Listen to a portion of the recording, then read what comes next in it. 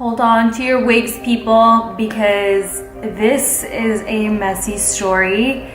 It involves infidelity, it involves obviously murder. So this is some hide your wife, hide your husband, hide your best friend type of story. Hold on to your wigs because they're about to fly off. When I tell you guys the story of how Mike Williams was murdered, it's going to be messy. So I'm going to try to condense it as much as I possibly can so that this video isn't like a whole hour long, but I'm gonna link down below any article, well not any article, but the main articles that I looked at, and also I watched a little bit of the court case where Brian Winchester talked about how he murdered him and how all of this came about. So I'm gonna link that down below so that you guys can check it out, because it's really, really interesting how all of this played out and how it all happened. Mike Williams was a father, a son, and a husband. On December 16th of the year 2000, he went missing after going on a solo trip to go duck hunting. It, however, was not actually a solo trip. He actually had planned to go duck hunting with Brian Winchester, which was his best friend at the time. And they had met when they were younger, and they were best friends with they both had wives that knew each other and that all went to the same high school. They were all high school sweethearts and they all were really close friends. However, Denise and Brian Winchester developed a relationship and they had an affair.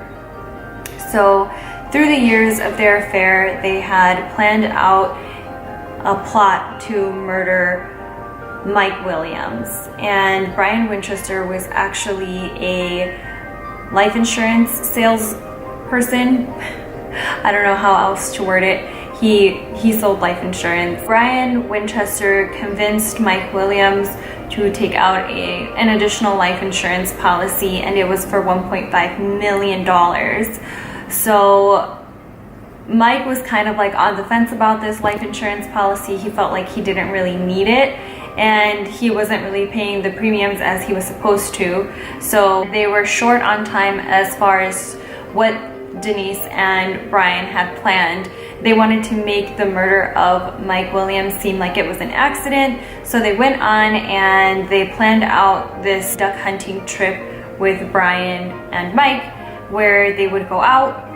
Brian would push Mike off the boat, Mike would drown, and it would be an accident. So according to Denise, it would be his solo trip.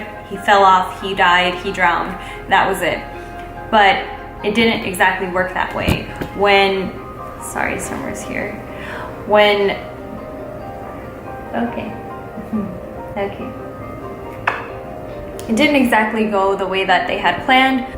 When Brian pushed Mike off of the boat, Mike actually tried to survive. So he took off all of his duck hunting gear. He had wader boots on that Brian had convinced him he needed to wear that day, and he was able to take them off and take off his jacket that he was wearing as well so that he wouldn't drown, and he frantically swam to a log and tried to hold on so that he wouldn't drown. When that happened, Brian went and got his gun and he shot Mike in the head. So after that, he went and picked up his car and dug Mike's body out of the water and into his truck, and he took him to a lake nearby, which I believe it was like 50 miles away or so. He dug him a shallow grave in the muck nearby that lake. There was a lot of mud, and it was really easy for him to kind of like hide his body in all of that muddiness. 19 days went by, and Denise was able to convince a judge to file the paperwork for Mike's death certificate, even though in Florida it's usually 5 years that a person has to be missing in order for a death certificate to be printed out for them, because there was no body. So although they had said that he had drowned and that people were speculating that alligators may have ate him, there was no body. So his mother Cheryl was very convinced that something had happened to him, that there was foul play or that he was still just missing. So she fought and fought and fought. Denise, of course, got the death benefit from the life insurance, and it was I believe in total she collected about $2 million. And shortly after, she ended up actually marrying Brian Winchester. So they got married, and for 16 years everything was fine between them, but Cheryl never gave up hope on her son.